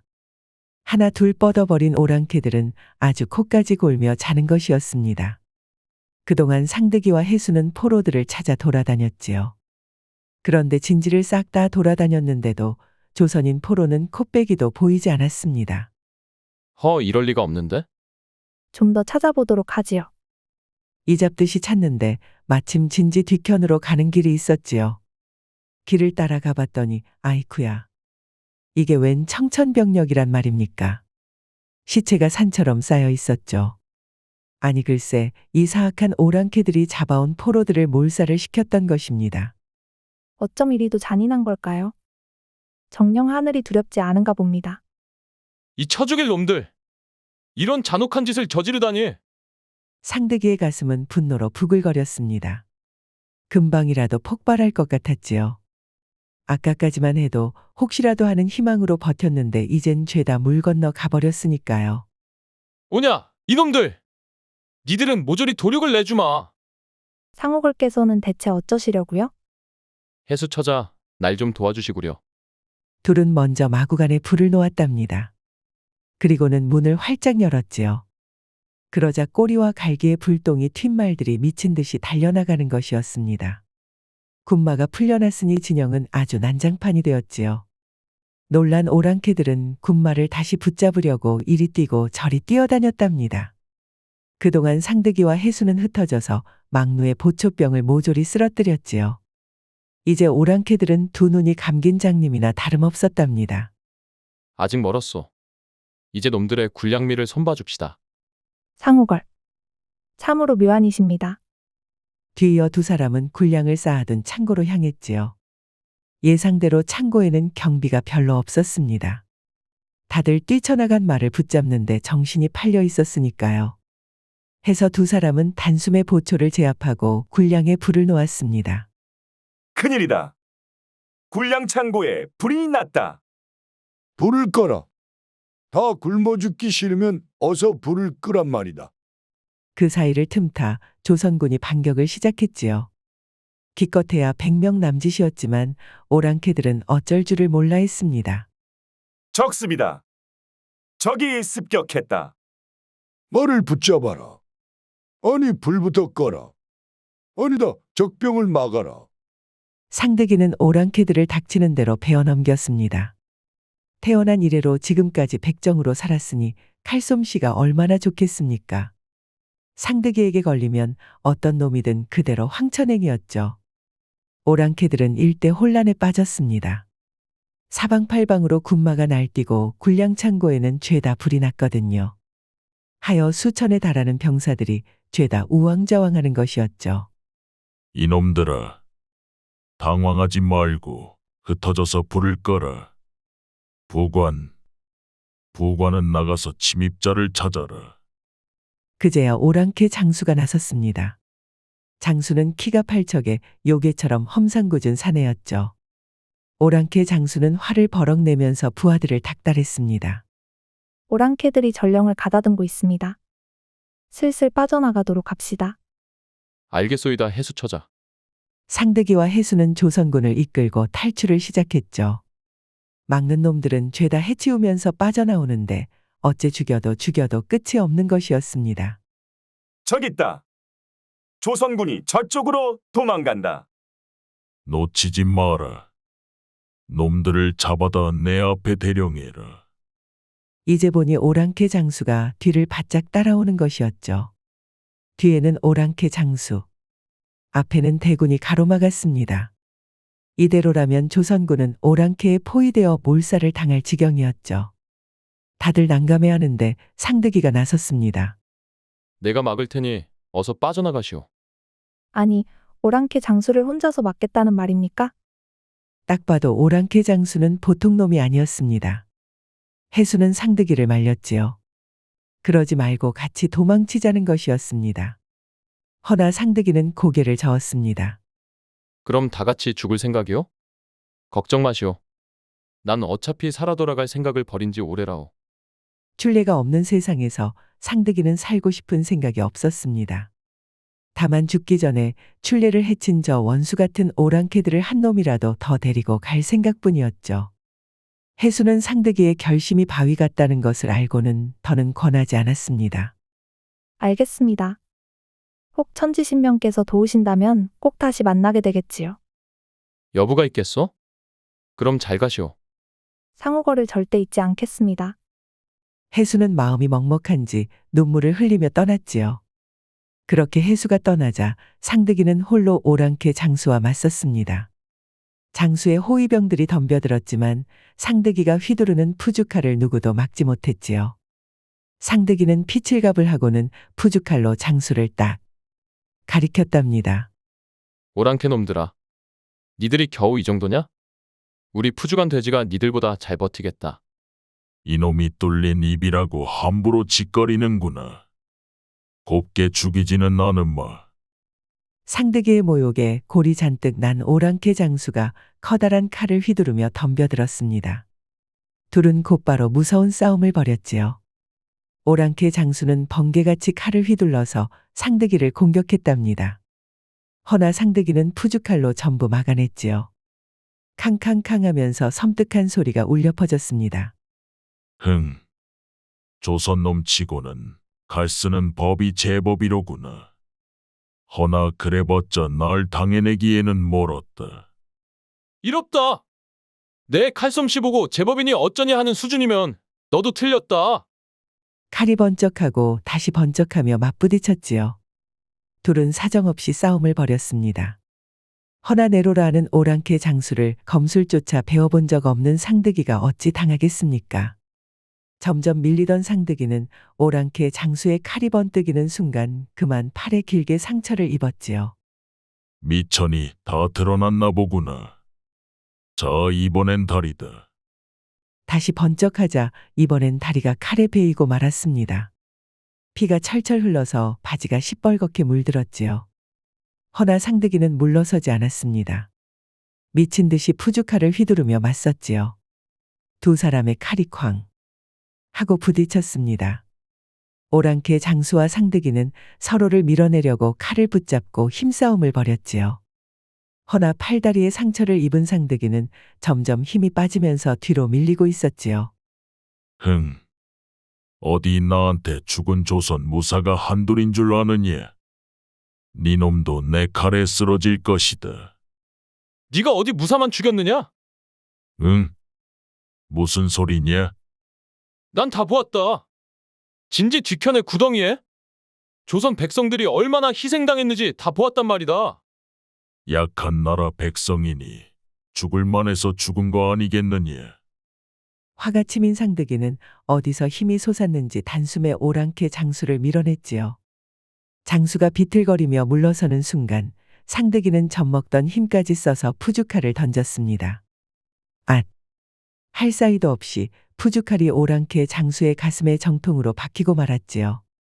장수는 칼을 휘두르려고 했지만 칠공에서 피를 뿜으며 쓰러지고 말았습니다. 상득이가 승리한 것이지요. 허나 상득이는 이제 팔다리에 힘이 하나도 없었습니다. 춘례야, 원수는 갚았다. 저승에서 다시 만나면 그때는 꼭 함께 지내자꾸나. 상득이는 그렇게 말하고는 그대로 쓰러지고 말았지요. 그렇게 상득이는 아주 뻗어버려서 정신을 잃고 말았답니다. 한편 오랑캐들은 더 견디지 못하고 달아나고 말았습니다. 군마와 식량을 잃은 데다 장수까지 쓰러졌으니 더 견딜 재간이 있겠습니까? 놈들은 다른 오랑캐 부대를 찾아 멀리 도망쳐버렸지요. 여기가 어디요? 상득이는 한참 만에야 정신을 차렸습니다. 분명 벌판에서 쓰러졌는데 정신을 차리고 보니 웬 천막이었지요. 상우걸. 깨어나셨습니까? 아니, 해수 처자가 아니오. 처자도 저승에 온 것이요? 아닙니다.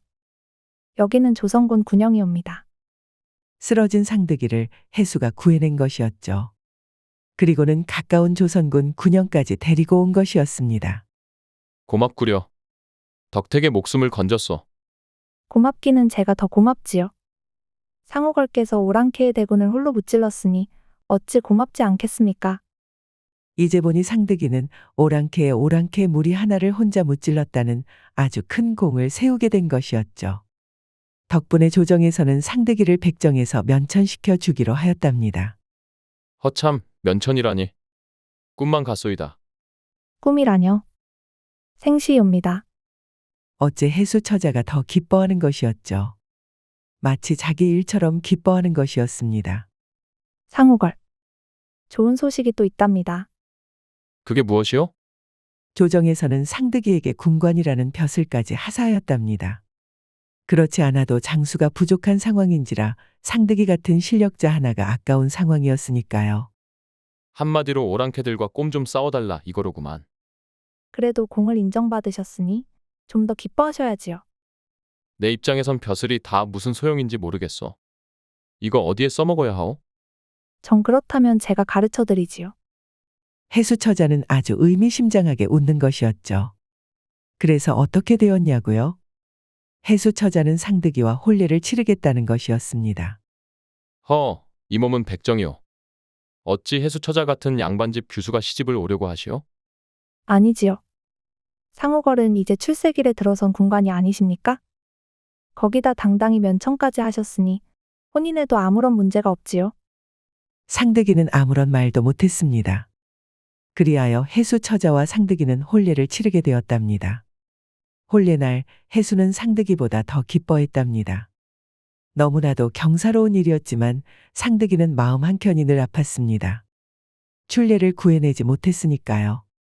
하여 상득이는 혼례를 치른 후에도 결사적으로 오랑캐들과 맞서 싸웠습니다. 그럴수록 공로는 쌓이고 벼슬은 높아졌지만 출례에 대한 그리움은 가실 줄을 몰랐지요. 이럴 줄 알았으면 무리를 해서라도 출례와 도망칠 것을. 달을 보며 한숨을 쉬는 날이 많았지요. 그러던 어느 날이었습니다. 그날도 오랑캐들을 물리친 상득이는 텅 빈 적진을 순찰하였지요. 그렇게 적진을 뒤지는데 진영 한 구석에서 포로들이 쏟아져 나오는 게 아니겠습니까? 중원으로 데려가지 못한 조선의 백성들이었죠. 헌데 그 중에 상득이의 눈을 번쩍 뜨이게 하는 사람이 있었습니다. 출례야, 날 못 알아보겠느냐? 나 상득이다. 미십니까? 저는 군관님 같은 대장부는 아는 바가 없습니다. 출례는 눈을 슬슬 피하면서 상득이와 얼굴을 마주치지 않으려는 것이었습니다. 답답한 상득이가 얼굴을 마주하자 출례 눈에서 두 줄기 눈물이 흘러내렸지요. 저처럼 더러운 여자를 어찌 기억하십니까? 오랑캐에게 모든 것을 빼앗긴 저는 군관님께 아무것도 도움될 것이 없습니다. 그러니 절 잊으시고 행복하게 사십시오. 그게 무슨 말이냐? 네가 없는 세상에서 내가 어찌 살겠느냐 말이다. 상득이는 출례를 집으로 데려왔답니다. 그리고는 이제는 안방마님이 된 해수에게 모든 것을 털어놓았지요. 참으로 잘하셨습니다. 역시 서방님은 대장부이십니다. 부인, 나를 원망하지 않으시오? 해수 서방님께서 의리가 두텁고 또 호방한 것을 제가 어찌 원망하겠습니까? 오히려 서방님께서 저 여인을 저버리셨다면 저 또한 실망했을 것입니다. 고맙소 부인. 정말 고맙구려. 하여 출례도 상득이의 집에서 살게 되었지요. 이후로 출례는 상득이의 두 번째 부인이 되었으니 마음씨 좋은 첫 부인 해수와도 사이좋게 지냈다고 합니다. 자, 어서 이리 오시오. 오늘은 두 부인과 함께 밤을 보내야겠소. 상득이가 얼마나 강한지는 굳이 말할 필요가 없지요. 아무렴. 오랑캐 한 무더기가 와도 물러서지 않는 장사가 상득이었으니까요. 그날 밤 상득이는 해수와 출례 두 부인을 아주 제대로 뿅가게 만들었답니다. 두 부인은 아주 집안이 떠나가라 자지러지고 또 자지러졌지요. 그렇게 새벽이 되어서야 셋은 아주 만족한 기분으로 함께 잠이 들었답니다. 아니, 여기가 바로 거긴가? 부인 둘로도 감당이 안 된다는 사내가 사는 집이? 아, 글쎄 그렇다니까. 부인들이 아주 매일 밤 자지러진다고 하니 천하장사가 따로 없다니까. 거참 무슨 힘이 그렇게 세다냐?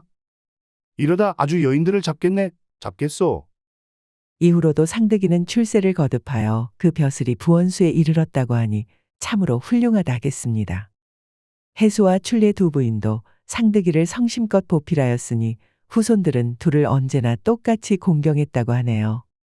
부귀영화를 누리는 방법도 가지가지이나 이왕이면 상득이처럼 사랑과 용서를 통해 누릴 수 있으면 좋겠습니다. 즐거운 시간이 되셨을까요?